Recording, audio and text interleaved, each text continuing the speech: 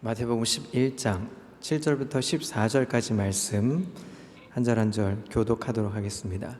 7절 제가 먼저 읽습니다. 그들이 떠나매 예수께서 무리에게 요한에 대하여 말씀하시되 너희가 무엇을 보려고 광야에 나갔더냐? 바람에 흔들리는 갈대냐?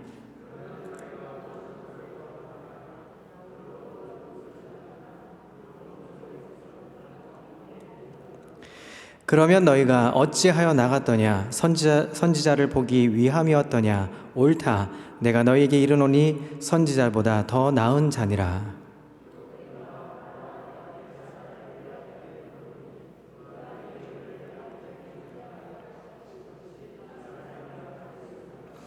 내가 진실로 너희에게 말하노니 여자가 낳은 자 중에 세례 요한보다 더 큰 이가 일어남이 없도다. 그러나 천국에서는 극히 작은 자라도 그보다 크니라.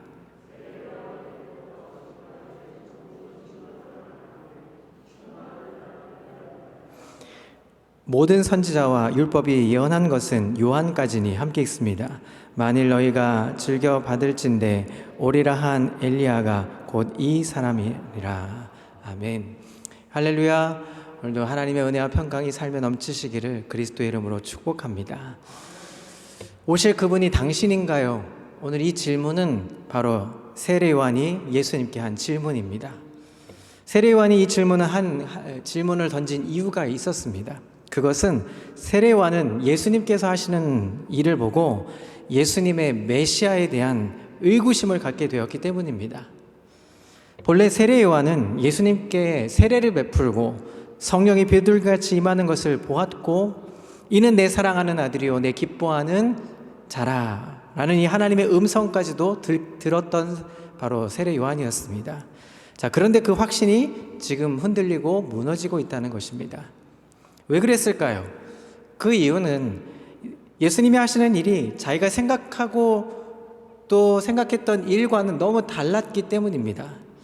인간은 누구나 자기의 고정관념과 다르면 의구심을 갖게 되죠.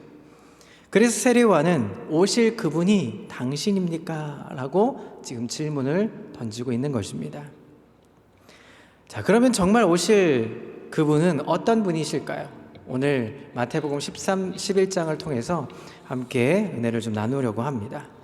자, 오늘 읽은 이 7절부터 14절 앞절에 본문을 앞서서 세례 요한에 대한 이야기를 조금 먼저 하고 본문을 좀 들어가도록 하겠습니다. 자, 이 세례 요한의 의구심에 대해서 살펴보려고 하는데요. 지금 세례 요한은 감옥에 갇혀 있습니다. 왜 감옥에 갇혀 있는지 오늘 성경 11장에 나오지 않습니다. 그래서 배경을 좀 설명해 드리겠습니다. 유대인들이면 누구나 알 수 있는 성전의 이 궁전의 스캔들이 바로 일어났습니다. 이 지역을 책임지고 있었던 분봉왕이 있었는데 그는 헤롯 안티파스라는 인물입니다. 이 헤롯 안티파스가 자기 동생의 아내를 빼앗아서 자신의 아내로 삼았던 사건이 벌어진 것입니다. 이 부도덕한 스캔들이 권력의 이 핵심부에서 일어나게 된 것이죠. 이걸 유대인들 모두가 다 알게 되었다는 것입니다. 그런데 이 시대에 헤롯의 성격, 이 헤롯 안티파스는 엄청난 이 포악한 사람이었습니다. 독재 인물이기도 했습니다. 누구도 이 문제에 대해서 말하는 자가 없었습니다. 슬픈 침묵만이 흐르고 있던 상황이었습니다. 자, 그런데 하나님의 사람 세례 요한이 지금 크게 꾸짖었던 상황이었습니다. 세례 요한이 헤롯의 부도덕함을 바로 지적했던 것이죠. 이 일은 하나님의 계명에도 맞지 않고 당신이 아무리 왕이지만 그렇게 할 수 있습니까? 라고 지금 지적하듯 질문을 던졌습니다. 자, 이것이 밉보여져서 그만 세례 요한이 감옥에 갇히게 된 상황이었던 것입니다. 자, 감옥에 있던 이 세례 요한은 그리스도가 행했던 모든 일들을 이제 제자들로부터 듣게 됩니다. 그런데 자신이 예언했던 이 메시아, 심판과 형벌을 베푸는 자와는 달랐던 사람이었습니다. 자비로운 기적과 은혜로운 말씀을 가르치는 걸 보고 예수님이 과연 진정한 메시아인가에 대해서 지금 의구심을 가졌던 것입니다. 요한이 이러한 사실을 깨닫지 못하는 이유가 있었습니다. 그것은 심판과 형벌은 그리스도의 재림의 때에 이루어질 것임을 몰랐기 때문입니다. 그래서 자기 제자들을 예수님께 보내서 궁금한 점을 지금 물어보고 있는 것입니다. 두 제자를 이제 불러가지고 이렇게 질문을 하라고 보냅니다. 오실 그이가 맞습니까? 아니면 우리가 다른 메시아를 기다려야 합니까? 이 질문을 하라고 요청을 합니다. 오실 그이라는 이 말은 구약에서는 이제 메시아를 가리키는 명칭입니다. 자, 이 질문은 세례요한이 지금 메시아, 예수님의 그 메시아성에 대해서 의문을 가졌기 때문에 그 질문을 던져보라고 했던 것입니다. 그리고 우리가 다른 일을 기다려야 합니까? 라는 이 말은 만약 예수가 메시아가 아니라면 어찌 메시아의 선구자인 나를 이렇게 감옥에 그대로 내버려 둘 수 있는가 하는 것에 대해서 이제 비관하듯 고뇌하며 질문을 던진 것입니다. 그래서 그는 우리가 다시 그 일을 기다리오리까 라고 이야기하고 있는 것입니다. 여기서 이 다른 일을 기다린다 이런 말은 이렇게 풀이할 수 있습니다. 자, 공적 직무를 수행하고 있는 그리스도, 이 메시아인 당신은 지금 메시아에 행하는 일, 악인과 죄를 심판하고 세계를 다스리는 일, 그 일과는 전혀 다르게 행하고 있습니다. 우리가 당신 말고 메시아가 행할 일을, 또 다른 일을 지금 기다려야 합니까? 라는 이야기로 풀이할 수 있는 것입니다. 이것은 세례요한이 메시아에 대해서 구약적 관점에 오류가 생겼음을 보여주는 것입니다. 자, 이사야서 35장 4절을 한번 보겠습니다. 자, 함께 읽어보겠습니다. 시작. 겁내는 자들에게 이르기를 굳세어라, 두려워하지 말라. 보라, 너희 하나님이 오사 보복하시며 갚아주실 것이라. 하나님이 오사 너희를 구하시리라 하라. 세례 요한에서 메시아의 관점은 어떻게 보여주고 있습니까? 보복하는 것, 철저하게 보복하고 갚아주시는 그런 분으로 지금 오해하고 있다는 것입니다. 우리가 세례 요한 하면 굉장히 멋있는 사람으로 이해하지만 그 역시 구약의 관점에서 오류를 범하고 있던 사람이었다는 것입니다. 세례 요한은 메시아를 오해했습니다. 자, 그런데 오늘의 우리도 예수님을 오해할 때가 많습니다. 사랑하는 성도 여러분, 지금 우리는 감염병으로 참 오랜 시간을 어려운 시기를 겪고 있습니다. 너무나 고통스럽고 너무나 힘든 신음하는 일들까지도 벌어지죠. 그런데 하나님은 이 사태에 대해서 아무 말씀을 하지 않는 것처럼 보입니다. 2년 넘도록 교회는 계속 비대면으로 예배를 드려야 되는 상황도 있고 계속 어려운 상태를 맞이하면서 도대체 하나님은 무엇하고 있는 걸까 고민하죠. 아무런 사인도 보이지 않습니다. 그래서 우리를 당황하게 합니다. 그리고 짜증 섞인 표현으로 이렇게 외쳐봅니다.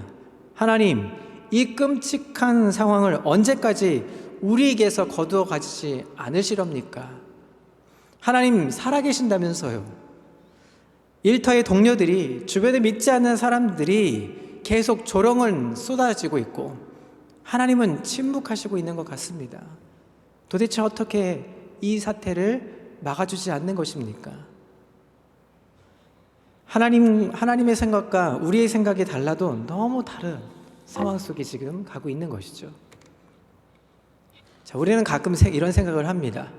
하나님은 옳은 일을 하시는 분이시다. 하나님은 옳은 일을 하시는 분이시다. 그러나 이 말은 틀린 것입니다. 하나님은 옳은 일을 하시는 분이 아닙니다. 하나님은 그분이 하시는 일이 언제나 옳은 것입니다. 믿으십니까? 하나님이 하시고 있는 지금 이 일도 하나님은 옳게 하고 계시는 것입니다. 예수 그리스도는 창조주이십니다. 우리의 주인이고 주님이십니다. 그런데 우리가 신앙의 접근이 여기서 혼란을 일으킵니다. 하나님의 사역, 예수님의 역사는 나의 필요와 나의 긴급함과 나의 절실함이 그분의 사역의 기초가 되어야 한다고 우리는 생각합니다. 그러나 그렇지 않습니다. 하나님은 창조주이시고 우리의 주님이십니다. 그리고 그분은 자유하십니다. 그래서 하나님은 하나님이 하고자 하시는 일을 하고 있는 것입니다.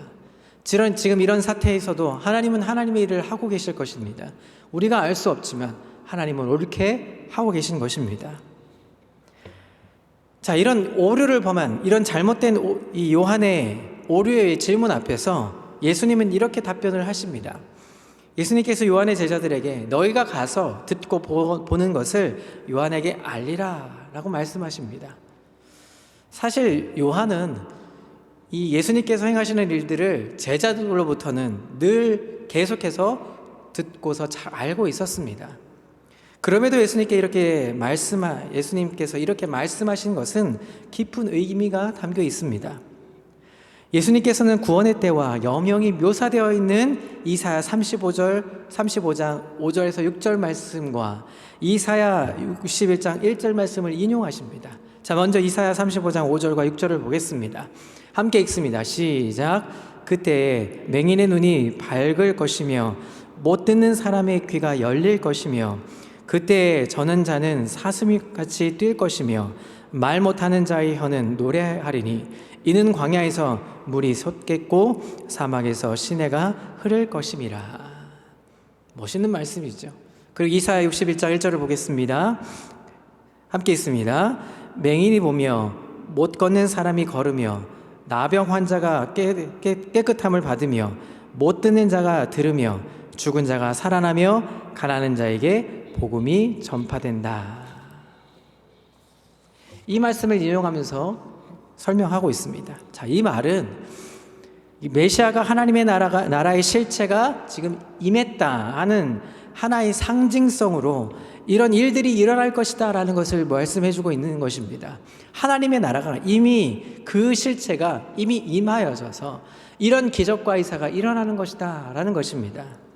예수님께서는 여기서 자기의 사역을 통해서 메시아의 실제를 증거하셨습니다. 자, 그러면 예수님은 이와 같은 답변을 통해서 세례 요한으로 하여금 무엇을 깨닫게 하고자 하셨을까요? 요한에게 구약의 메시아에 관한 말씀을 상기시키면서 그 의구심을 풀어주고 싶어 하셨습니다.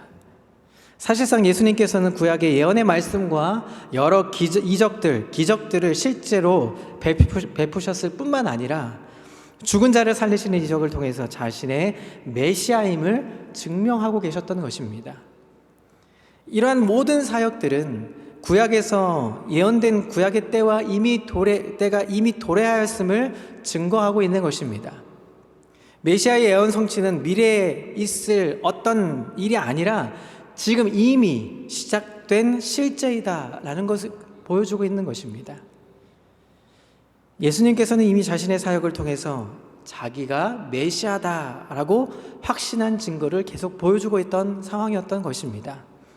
그럼에도 예수님이 메시아인 것을 믿지 못하고 실족한다면 그것은 그의 불신앙의 결과라는 것을 앞절에서 보여주고 있는 것입니다. 자, 불신자들은 어떠한 확실한 증거를 보여준다고 해도 결국 믿지 못하기 때문에 예수는 그들을 넘어지게 하는 거치는 돌이 되는 것입니다. 반면에 메시아이신 예수님을 믿고 따르는 자는 구원과 영원한 생명을 얻게 되어서 부끄러움과 심판과 멸망에서 벗어나서 멸망을 당하지 않을 것입니다. 자, 이와 같은 원리는 오늘 우리 성도들에게도 동일하게 적용될 수 있습니다. 예수님을 그리스도라고 고백하고 그분을 따라가기 위해서 어떤 장애물도 극복하고 넘어설 수 있는 성도가 진짜 메시아를 의지하는 성도라는 것입니다. 그런 마음으로 극복해서 하나님의 사람들로 다 되시기를 그리스도의 이름으로 축복합니다. 자, 이렇게 앞선 이 이야기들 속에서 세례요한에 대한 예수님의 평가가 오늘 7절부터 이야기가 나오고 있습니다. 자, 이제 7절부터 한 번 더 자세하게 살펴보고자 합니다. 자, 7절을 함께 읽습니다. 시작. 그들이 떠나매 예수께서 무리에게 요한에 대하여 말씀하시되 너희가 무엇을 보려고 광야에 나갔더냐? 바람에 흔들리는 갈대냐? 여기서 말하는 광야가 있습니다. 이 광야는 우리가 이해하는 사막이 모래가 많고 뜨겁고 이런 어떤 광야의 통념의 개념이 아닙니다. 이 시대 사람이 광야라고 할 때 누구나 공감할 수 있는 사회적인 통념을 이야기합니다. 우리가 광야라고 얘기하면 아시죠? 힘들고 어렵고 고난이 찾아오고 그런 상황들을 이야기하는 것이죠. 그 기준으로 이 말씀을 이해해야 하는 것입니다. 유대 군중들은 메시아를 보기 위해서 나간 것이 아니었습니다. 선지자를 보기 위해서 광야로 나갔던 것입니다. 너희가 무엇을 보려고 광야에 나갔더냐? 라는 이 유대인들의 이 질문은 그들의 불신앙을 책망하기 위해서 던지셨던 질문이었던 것입니다. 유대인들의 불신앙의 내용은 자신들이 오실 그 메시아라고 선포한 예수님을 그들의 참 메시아로 믿지 못했습니다. 그리고 예수님을 선지자의 어떤 한 분으로 지금 이해하고 있었던 것입니다. 그들은 예수님께서 이 세상에 오신 진정한 의미와 그의 사역을 제대로 이해하지 못하고 있었던 상황입니다. 바람에 흔들리는 갈대냐? 이 말은 갈대라는 표현이 있습니다. 우리가 갈대, 이 말이 좀 이상하죠. 당시의 갈대는 당시 로마의 화폐, 주화에 그려졌던 하나의 어떤 식물의 모습입니다. 갈대는 당시에 유대의 유명한 인물들이 상징하는 식물 또는 꽃 이런 것들 하나씩 가지고 있었습니다. 이 갈대는 그 당시에 헤롯을 상징합니다. 이것은 자기를 너무 싫어하는 유대인들을 반감을 줄이기 위해서 당시에 본인의 초상화를 그려 넣는 것이 보통 주화의 모습인데, 그렇게 하지 않고 유대인들의 반감을 줄이기 위해서 상징하는 갈대를 헤롯이 그 주화에 담았던 것입니다. 그래서 이 말은 어떤 말로 표현하는 것이냐면, 너 돈 벌러 나갔냐? 바람에 흔들리는 갈대냐? 이 말은 너 돈 벌러 나간 것이냐? 라는 뜻으로 해석할 수 있는 것입니다. 요한을 갈대에 비유하면서 너희가 요한을 바람 부는 대로 이리저리 흔들리는 갈대와 같은 사람으로 보았느냐라고 지금 되물어보면서 평가하고 있는 것입니다. 예수님께서는 이 질문을 통해서 요한이 흔들리는 갈대처럼 줏대 없는 사람이 아니라 불굴의 대나무와 같은 아주 올곧은 사람이라고 당당하게 지금 표현해주고 있는 것입니다.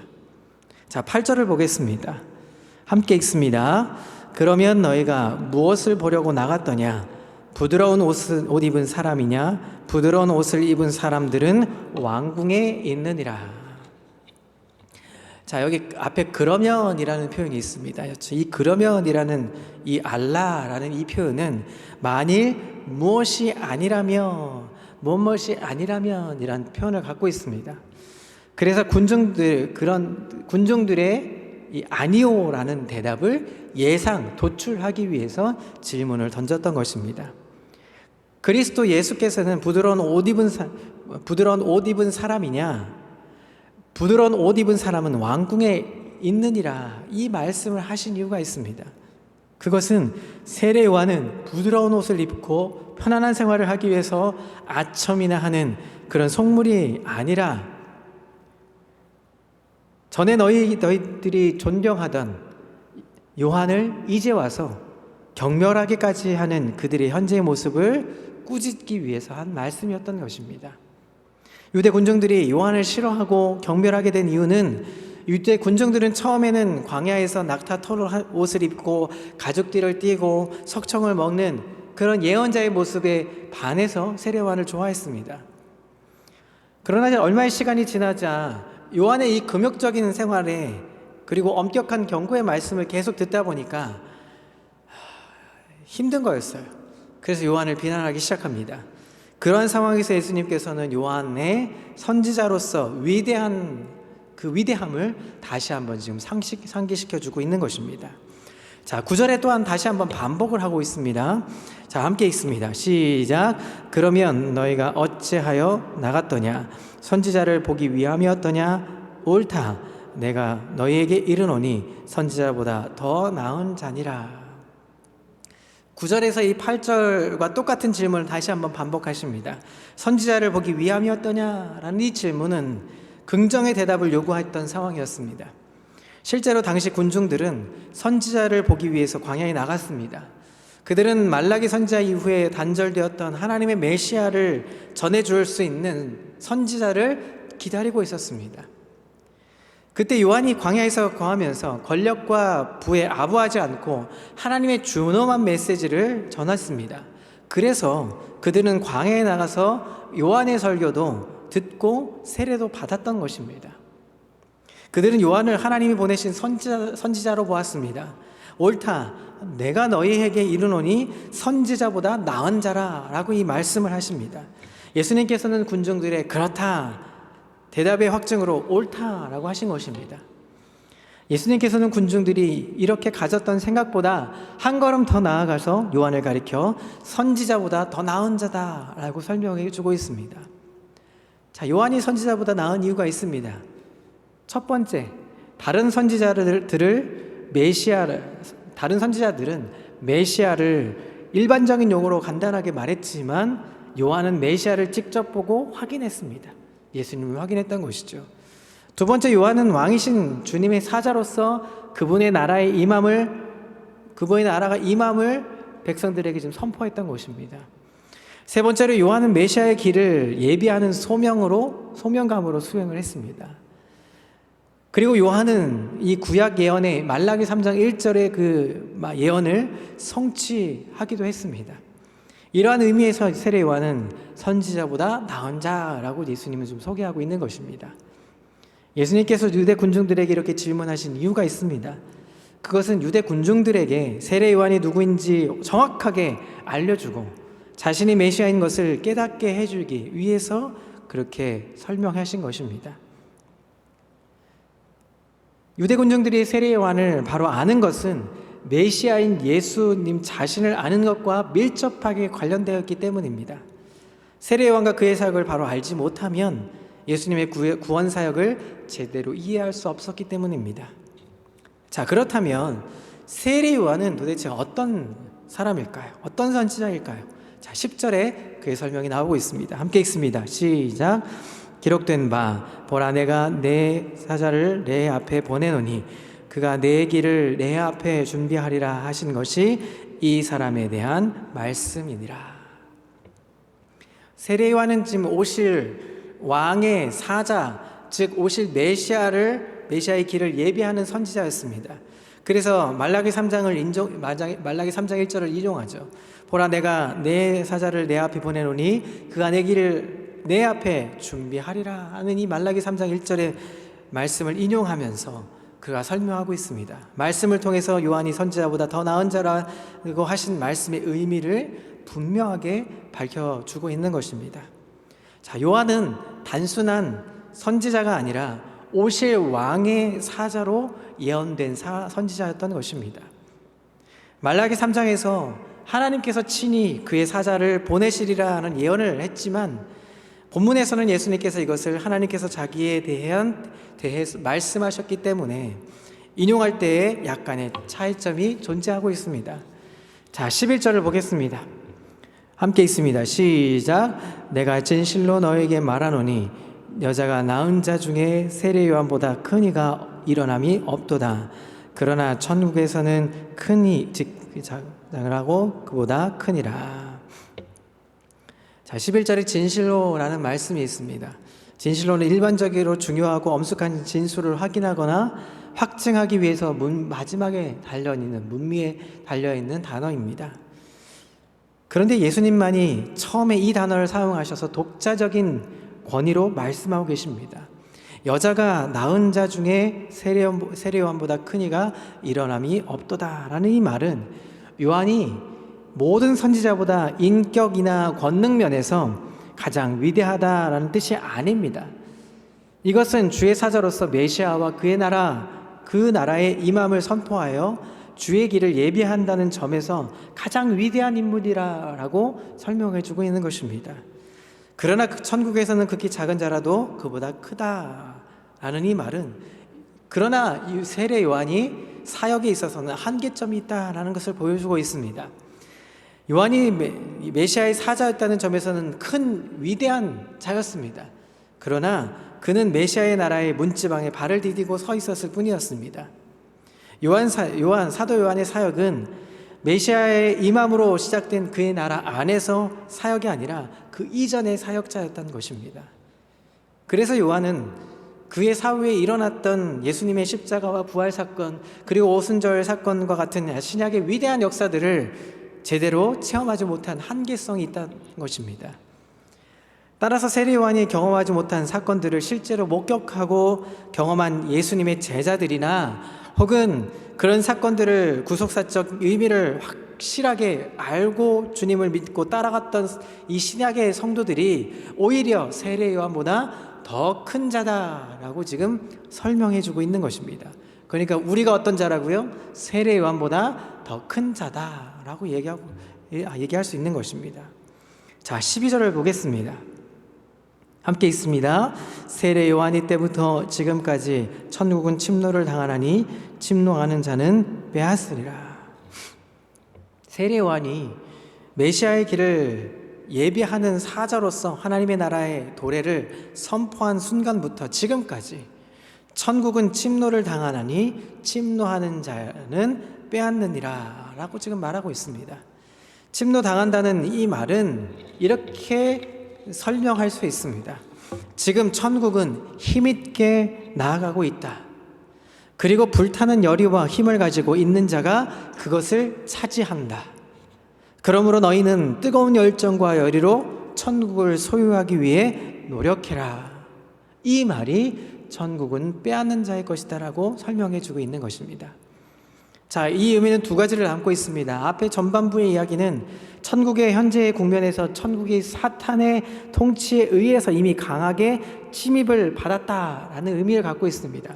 그러나 뒷부분은 하나님과 그리스도의 왕권의 통치가 자기의 삶에 이루어지기를 열망하여 이것을 위해서 끊임없이 노력과 투쟁을 하는 사람들이 천국을 차지하게 된다라는 것을 보여주고 있는 말인 것입니다. 왜냐하면 13절에 나옵니다. 13절에 왜냐하면이 원문에 빠져 있습니다. 자, 왜냐하면 포함해서 함께 읽습니다. 시작. 왜냐하면 모든 선지자와 율법에 예언한 것은 요한까지니. 자, 12절 내용을 좀 더 분명하게 하기 위해서 13절이 해설을 하고 있습니다. 12절은 천국이 요한이 출현할 때부터 힘있게 힘차게 나아가고 있으며, 본절은 23절은 구약의 모든 예언이 요한의 출현으로 최종 마감되었다라는 것을 보여주고 있는 것입니다. 그러니까 이 두 구절은 서로 연결되어서 요한이 구약의 예언의 마지막 선지자임을, 그 앞에 말라기서부터 마태복음까지 400년의 이 중간기를 결국은 세례 요한이 마무리 짓고 예수님께 넘겨지는 상황이 이어진다라는 것을 보여주고 있는 것입니다. 자, 마지막 14절 함께 읽습니다. 시작. 만일 너희가 즐겨 받을진대 오리라 한 엘리야가 곧 이 사람이니라. 자, 14절에 유대인들이 요한을 구약의 엘리야로 받아들이지 못하는 이유는 당시의 유대인들은 말라기 3장 1절과 말라기 4장 4절에서 6절을 근거로 엘리야가 다시 올 것을 기다리고 있었던 것입니다. 엘리야가 천국에 들려 올라갔죠. 그리고 다시 올 걸 예상했습니다. 왜냐하면 갈멜산의 전투를 기억하거든요. 그래서 오시는 메시아는 엘리야 같은 존재의 사람이랄 것을 기대했습니다. 그러나 그들은 엘리야가 하늘로 승천했던 구약의 기사를 생각하고 엘리야가 그때 그 모습으로 다시 올 것이라는 잘못된 생각을 갖고 있었던 것입니다. 그러나 그들은 그들은 세례 요한을 엘리야로 여기지 않았습니다. 요한은 분명히 엘리야의 심령과 능력으로 와서 주의 길을 예비하셨습니다. 그리고 주의 사자로서 소명을 완수했습니다. 그래서 예수님께서는 요한이 구약에서 오리라 하는 예언된 주의 사자, 즉 엘리야라고 설명했던 것입니다.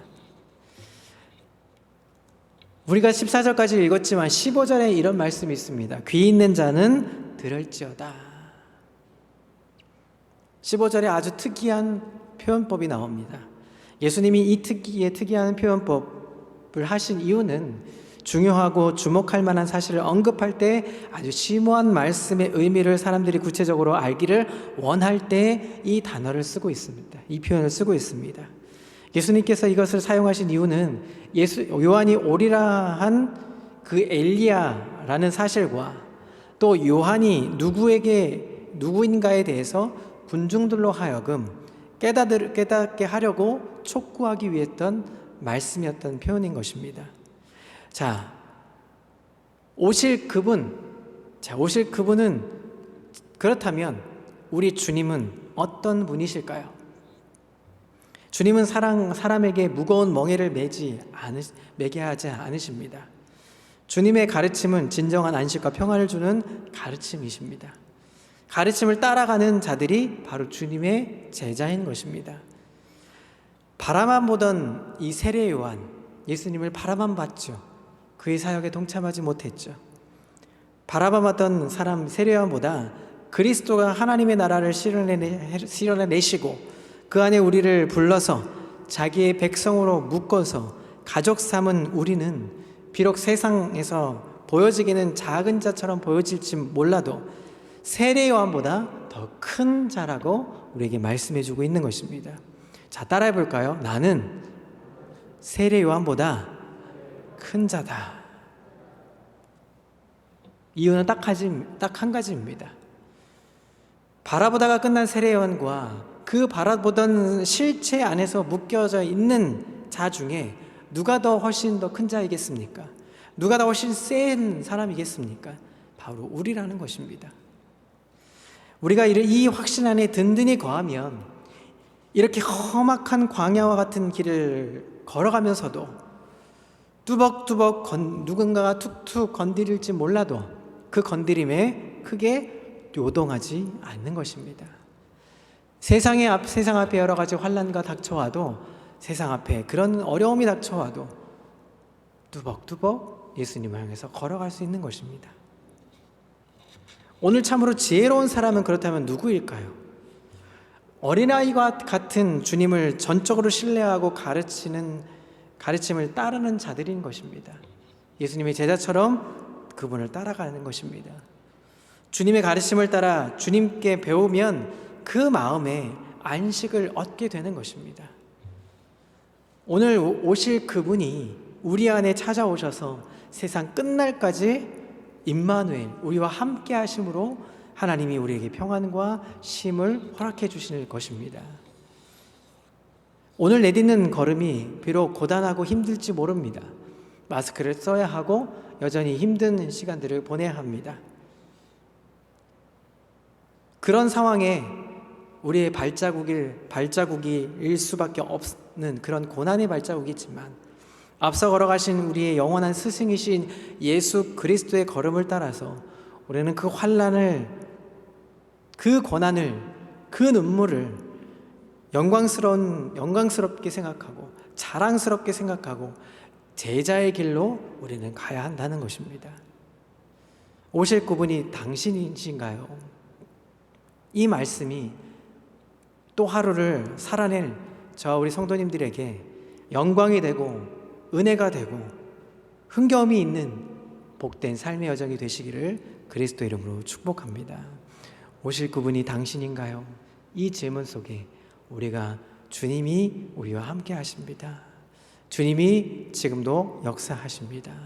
지금도 우리를 뚜벅뚜벅 걸어가게 하십니다. 이 대답을 할 수 있는 멋진 하나님의 사람들 되시기를 그리스도의 이름으로 축복합니다. 이 시간 우리 찬양하면서 하나님께 기도하는 시간을 좀 갖겠습니다. 오직 사랑에 매여 내가 주님을 노래합니다. 내가 주님을 경배합니다. 이렇게 찬양하겠습니다.